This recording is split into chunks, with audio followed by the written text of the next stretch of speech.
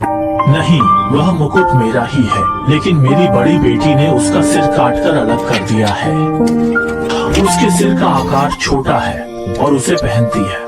जिन महिलाओं के सिर कटने की संभावना होती है जब वे असहमत होती हैं, उन्हें रेड क्वीन कहते हैं। और ये सुरुचिपूर्ण साजिशकर्ता महिला व्हाइट क्वीन है। ये कल्पना कर पाना मुश्किल है कि इतनी भिन्न उपस्थिति और व्यक्तित्व वाली दो महिलाएं जैविक बहनें हो सकती हैं। उनकी विषमता का कारण यह है कि व्हाइट क्वीन ने बचपन में झूठ बोला था, परंतु इस दृश्य को लौटती हुई रेड क्वीन ने देख लिया। तुम क्या कर रहे हो? कुछ नहीं। व्हाइट क्वीन दोषी विवेक के साथ बाहर निकल गई। तब माँ ने अंडे के टार्ट की चोरी का पता लगाया। उसने अपनी दोनों बेटियों से पूछताछ की। जब किसी ने भी जवाब नहीं दिया तो माँ ने बिस्तर के नीचे परित्यक्त टुकड़ों को देखा और तब रेड क्वीन से पूछा कि वहाँ क्या है। तुम झूठ बोल रही हो, क्योंकि अवशेष रेड क्वीन के बिस्तर के नीचे थे और माँ ने स्वाभाविक रूप से उसकी बहन पर विश्वास किया, जिससे रेड क्वीन पर अन्याय हुआ। लेकिन तभी दुर्भाग्य घटित होता है। व्हाइट क्वीन का एक अलग जीवन है। वह न केवल और खूबसूरत होती जा रही है, बल्कि उसमें एक सुरुचिपूर्ण चरित्र भी प्रकट हो रहा है। हालांकि दोनों बहनों के रिश्ते तब और भी खराब हो जाते हैं जब व्हाइट क्वीन उस वर्ष की सत्यता नहीं बताती और न ही माफी मांगती है।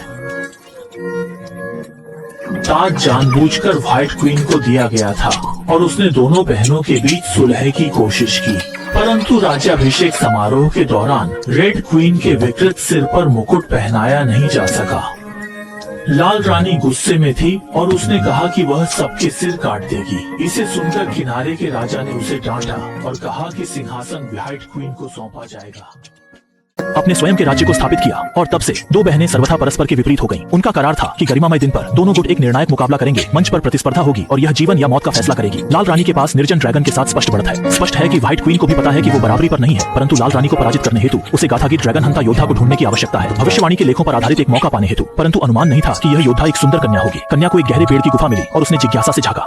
मेरा हाथ प्रक्षेपित हुआ और मैं सीधे अंदर जा गिरा। अचानक मैंने स्वयं को एक अन्यायी संसार में पाया और विचित्र वस्तुएं चारों ओर झिलमिला उठी। 2.5 मिनट के गिरने के बाद एलिस अंततः नीचे पहुंच गई। उसने दरवाजा खोला, बाहर निकली और एक परी कथा सी वंडरलैंड देखी। उसके डूबने के क्षण अनेक अजीबोगरीब प्राणियों ने उसे खोजा और एक कैटरपिलर के समक्ष पहुंचा दिया। वहां का भविष्यवक्ता एलिस से भविष्यवाणी स्क्रॉल के द्वारा देखने को कहा, जिसमें उसे एक पवित्र खड्ग लेकर अजगर को मारे जाने का वर्णन था। एलिस ने तत्क्षण असहमति जताई कि वह छठा नहीं थी, क्योंकि उसे लगा केवल यह एक स्वप्न था। परंतु उसी समय एक महाकाय प्राणी अचानक सामने आ गया और उसके साथ लाल रानी के सैनिक भी पहुंचे, जिन्होंने समूह को पकड़ लिया। उस क्षण भी एलिस स्वप्न में होने का विचार कर रही थी जब प्राणी उस पर हमला कर रहा था। जेरी ने उसकी डरपोक प्रतिक्रिया देखी, तुरंत प्राणी पर कूदा और तलवार से उसकी आंख में वार किया। प्राणी ने एलिस को दर्द में खरोंचा और उसे एकाएक एहसास हुआ कि यह सब वास्तविक था। वह मोटे भाइयों के साथ भागी, परंतु गिरते भविष्यवाणी के स्क्रॉल को एक आंख ने उठा लिया था। उन्होंने फौरन स्थिति की गंभीरता समझी, इसीलिए उन्होंने तुरंत रेड क्वीन को एलिस की ड्रैगन मारने की क्षमता की खबर दी। रेड क्वीन भयभीत हो गई और उसने अपने सैनिकों को एलिस को पकड़ने का आदेश दिया। उधर एलिस मैड हैटर के साथ मिली और विपक्ष का कड़ा विश्वास था कि वह वास्तविक उद्धारक है जो ड्रैगन का अंत कर सकता है। लेकिन एलिस आश्वस्त नहीं थी कि उन्होंने गलती की हो। लेकिन व्याख्यान देने से पहले रेड क्वीन के सैनिक पहुंचे। मैड हैटर ने फुर्ती से उसे सिकुड़ने वाली दवा की एक शीशी थमाई और वह एकदम से हथेली जितनी हो गई। तब एलिस को चाय के बर्तन में छुपा दिया। अनजाने में तलाश करने वाले सैनिकों में एक निपुण था। उसने जल्दी से एलिस को सूंघा, किंतु मैड हैटर की एक झूठी बात पर,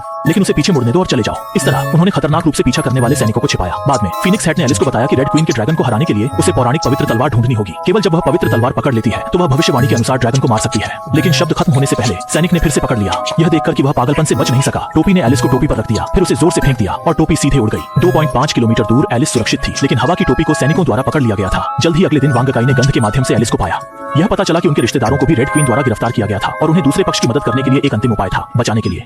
परिजन और मैड हैटर वांगवे एलिस के साथ लाल रानी के महल की ओर बढ़े। इसके बाद एलिस ने चट्टान की दरार से प्रवेश किया और अंदर पहुंचते ही देखा कि लाल रानी जानवरों संग गोल्फ खेल रही है। एलिस तेजी से एक कंटीले चूहे को मुक्त करने को दौड़ी, किंतु सहसा उसकी उस खरगोश से भेंट हो गई जो गेंद लेने आया था। उसने एक ही नजर में एलिस को पहचान लिया और यह जानकर कि वह मैड हैटर को छुड़ाने आई थी, उसने एलिस को एक विशाल केक दिया। एलिस ने केक अपनाया और जल्दी से खा लिया, पर इससे उसका कद अकस्मात बढ़ने लगा और अंततः प्रत्येक की नजरों के सामने आविर्भूत हो गई।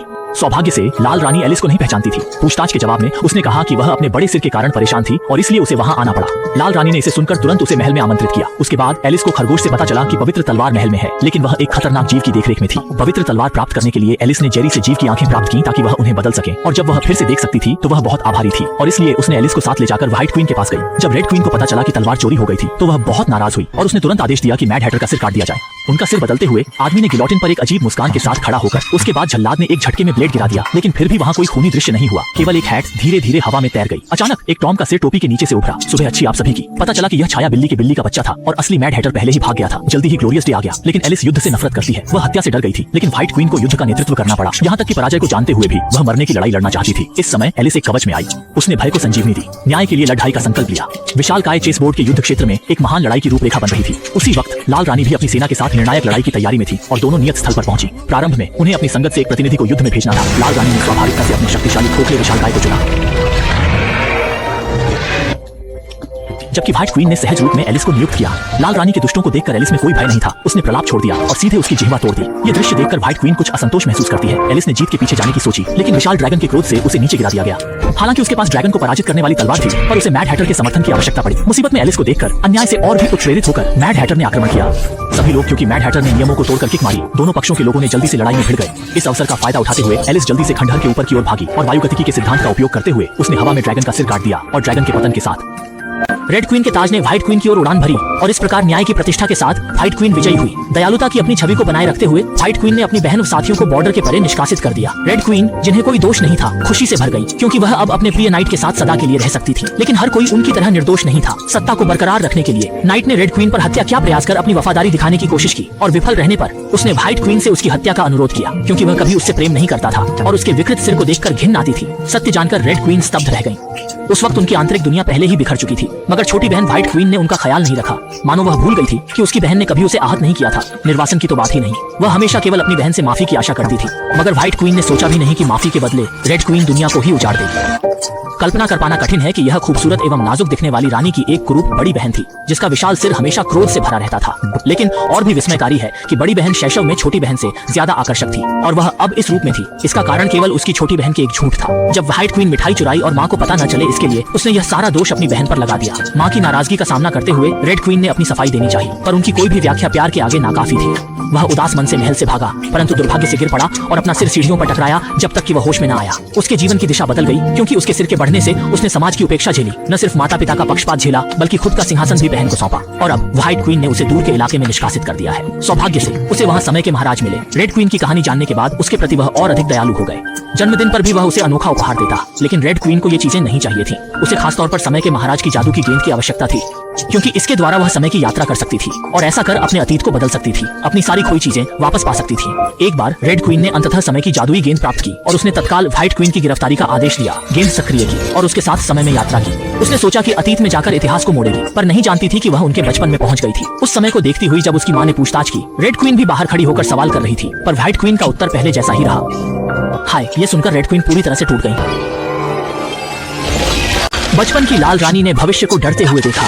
एक पल में ही सब कुछ जंग से ढक गया। यह साबित हो गया कि दो समय अंतराल के लोग नहीं मिल सकते, नहीं तो समय अंतराल की गेंद दुष्प्रभाव पैदा करेगी और सारी दुनिया को पत्थर में बदल देगी। पीछे से आ रही एलिस ने यह दृश्य देखा और समझ गई कि मुसीबत बड़ी है। उसने जमीन से समय अंतराल की गेंद उठाई और आगे की ओर भागने लगी। वह शुरुआती दुनिया में वापस जाना चाहती थी और समय अंतराल की गेंद को अनंत किले में वापस पहुंचाना चाहती थी। इस बीच सफेद रानी ने भागने का इरादा किया था, पर अपनी बहन को पत्थर में बदलते देखकर वह दोषबोध से भर उठी। उसने अपनी दीदी की पत्थर की मूर्ति को उठाया और सफलतापूर्वक आगे की ओर भागी और अंत तक उसने अपनी बहन को नहीं छोड़ा।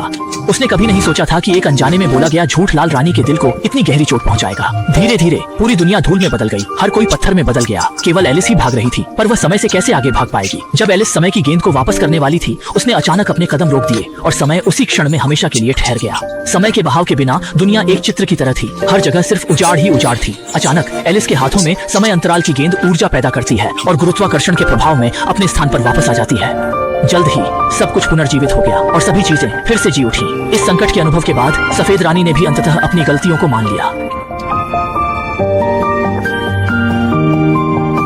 मुझे माफ कर दो, अभी भी देर नहीं हुई है। कृपया मुझे क्षमा करें। लाल रानी की आंखों में आंसू थे।